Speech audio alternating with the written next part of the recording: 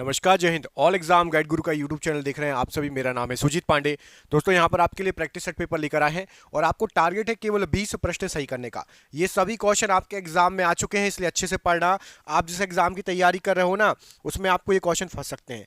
तो करते हैं वीडियो को बिना देर के हुए स्टार्ट। पहला क्वेश्चन आपको स्क्रीन पर दिख रहा होगा। इसमें पूछा गया कि फेफड़ों की कुल वायु क्षमता कितने लीटर होती है। फेफड़ों में जो हम हवा खींचते हैं ना, भरते हैं, तो कितने लीटर उसकी वायु क्षमता होती है, यहाँ पर आपको ये बताना है। तो चलिए चेक कर लेते हैं। यहाँ पर आपको जो ऑप्शन दिए गए हैं उसके अनुसार क्या सही आंसर हो जाएगा। तो यहाँ पर आपको ऑप्शन दिया गया है 2 से 3 लीटर, 6 से 8 लीटर और 4.5 से 5 लीटर। तो लगभग 6 से 8 लीटर ऑप्शन नंबर यहाँ पर आपका बी राइट आंसर हो जाएगा। फेफड़ों में वायु क्षमता 6 से 8 लीटर, ऑप्शन नंबर यहाँ पर बी प्रश्न के लिए बिल्कुल सही आंसर हो जाएगा। अगला क्वेश्चन देखिए। कोहनी की संधि को मोड़ने एवं विस्तार में कौन सी मांसपेशियां सहायक होती हैं। तो कोहनी जो आप मोड़ते हैं और उसको विस्तार करते हैं, उसमें जो मांसपेशियां आपकी सहायक होती हैं, राइट आंसर हो जाएगा बाइसेप्स और ट्राइसेप्स। आपने देखा होगा ना, बाइसेप्स बना लो, मतलब बॉडी बिल्डर बनाते हैं ना, जो आपका जब आप हाथ को फुलाते हैं और गोल निकल जाता है, और पीछे की तरफ ट्राइसेप्स होता है, आगे की तरफ बाइसेप्स होता है। ऑप्शन नंबर यहां पर आपका सी, बाइसेप्स और ट्राइसेप्स प्रश्न के लिए बिल्कुल सही आंसर हो जाएगा। अगला क्वेश्चन देखिए। अगले क्वेश्चन में आपसे पूछा गया है कि मांसपेशियों में किस तत्व के पर्याप्त होने से खिलाड़ी देर तक थकते नहीं।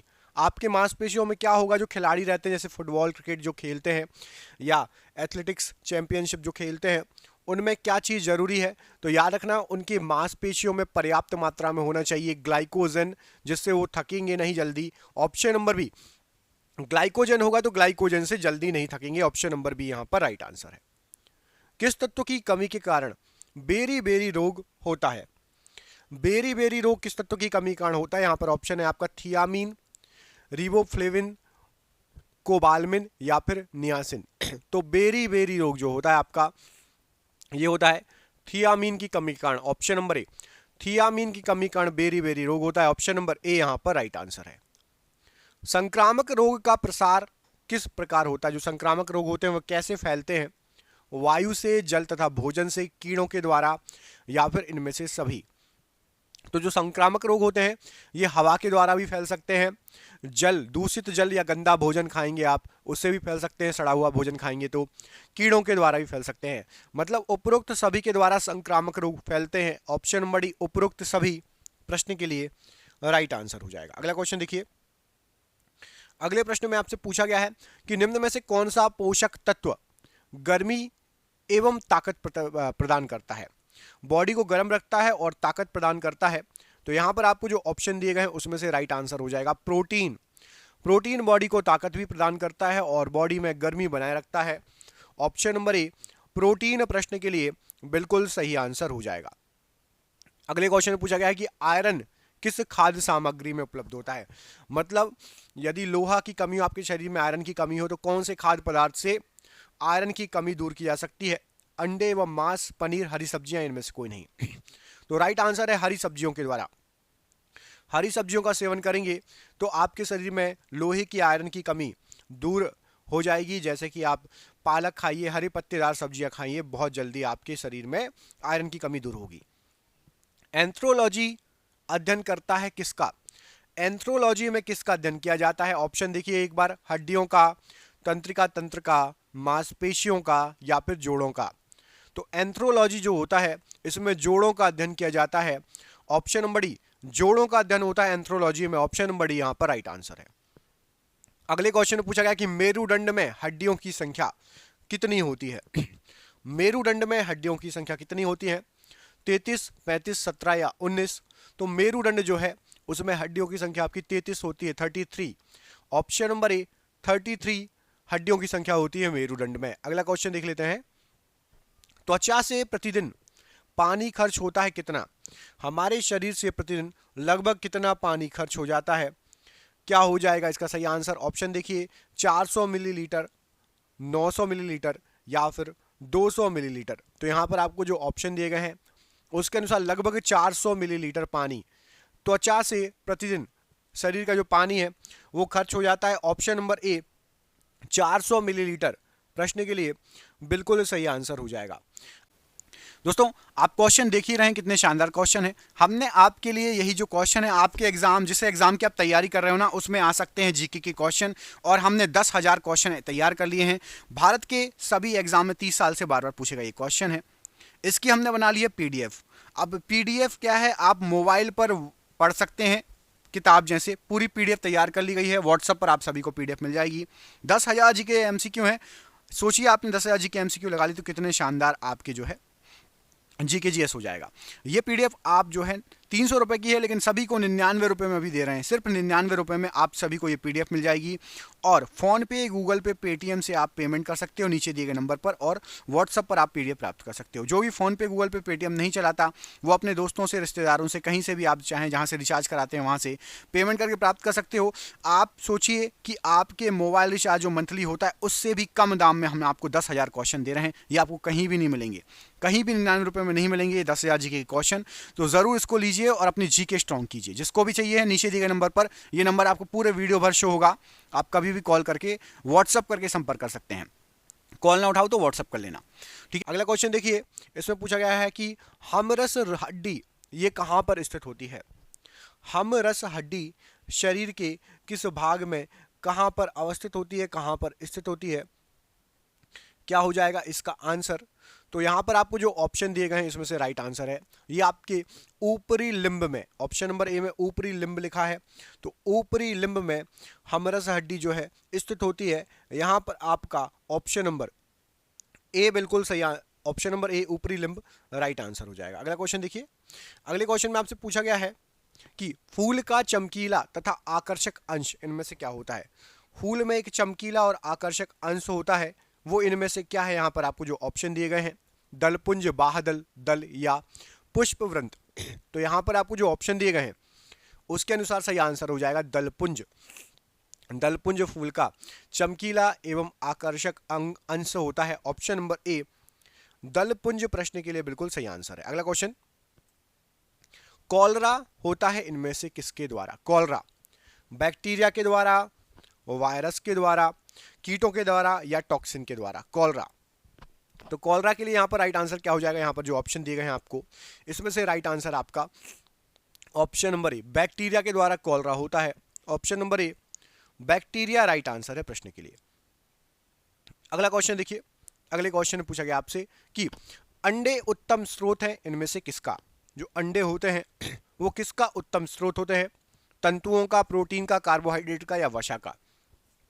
तो अंडे जो होते हैं उसमें प्रोटीन जो है पाया जाता है भरपूर मात्रा में। ऑप्शन नंबर बी प्रोटीन पाया जाता है अंडों में भरपूर मात्रा में। ऑप्शन नंबर यहां पर बी राइट आंसर है। अगले प्रश्न में पूछा गया कि पौधे के किस भाग में जूट तंतु पाया जाता है। पौधे के किस भाग में जूट तंतु पाया जाता है। ऑप्शन है पत्ती, फूल, तना या मूल। तो जूट तंतु आपका जो होता है, जूट होता है वो होता है आपका तना। याद रखना ये क्वेश्चन एग्जाम में रिपीट हो चुका है। जूट जो होता है वो तना होता है।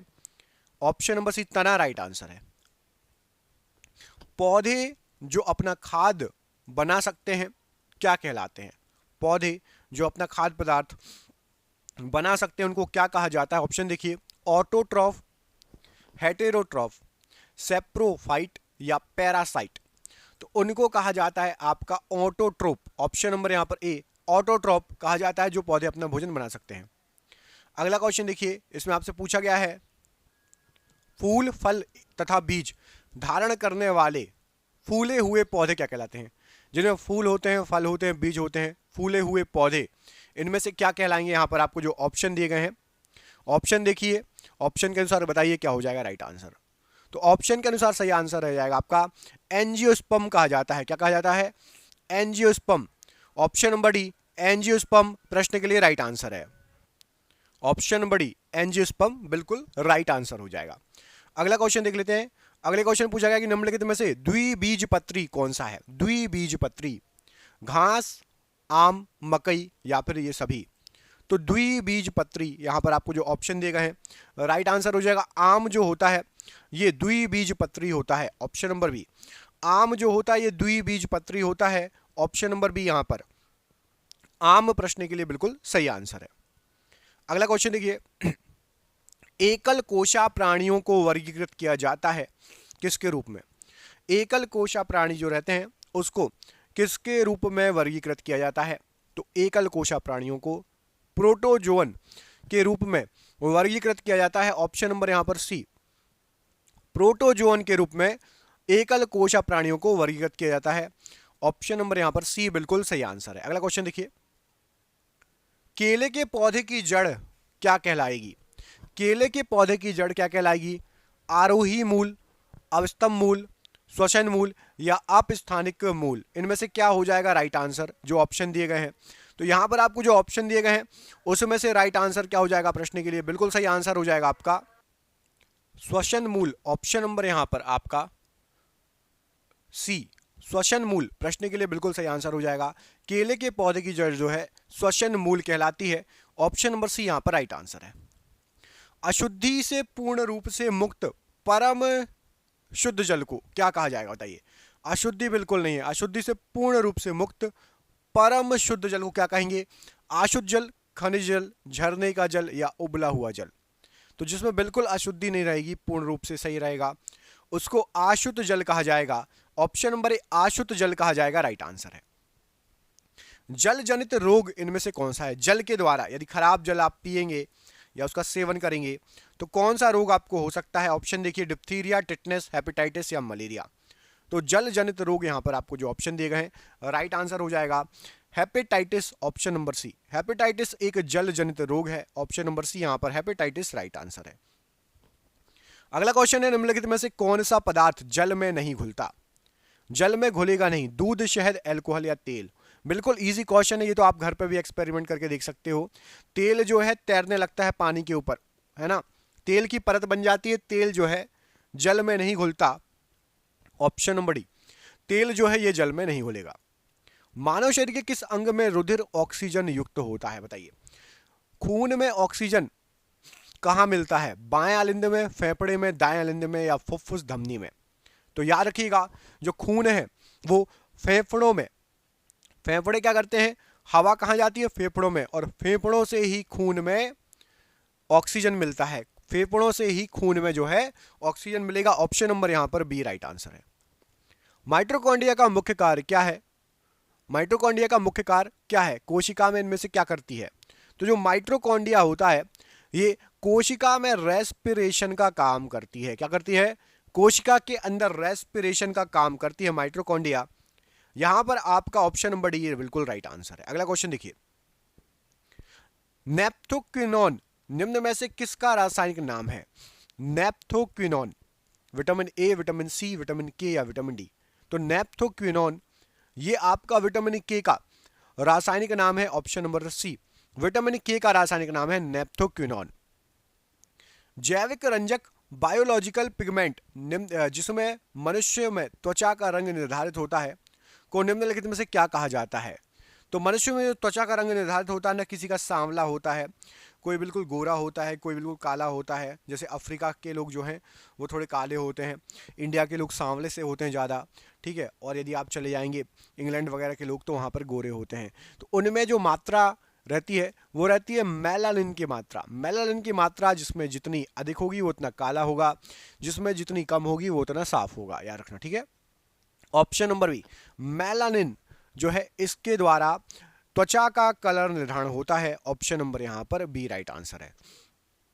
अगला क्वेश्चन, वॉटसन एवं क्रिक ने जिस डीएनए अणु की संरचना का स्वरूप प्रस्तुत किया था उनको अब क्या कहते हैं?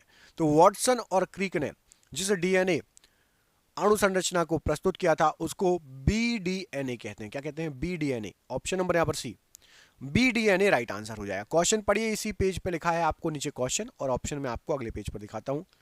पूर्ण वर्णांधता, नेफ्राइटिस आदि वंशागत बीमारी, ये किसके गुण है? पूर्ण वर्णांधता की बात हो रही है, ये लीजिए।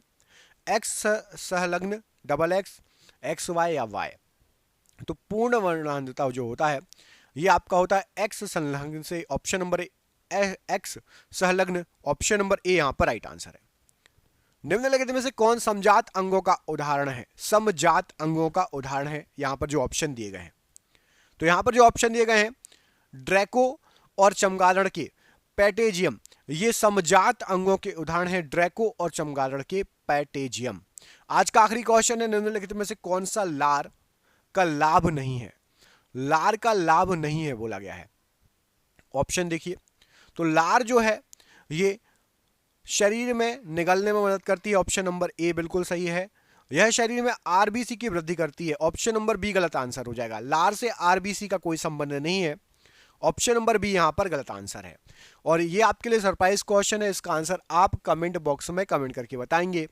सबसे अधिक अपवर्तनांक वाला आंख का अंग कौन सा है? सबसे ज्यादा अपवर्तनांक वाला आंख का अंग कौन सा होगा?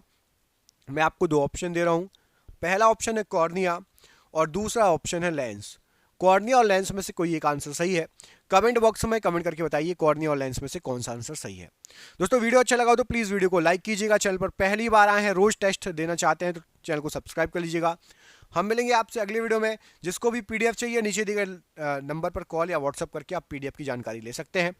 बहुत बहुत धन्यवाद। जय हिंद, जय भारत।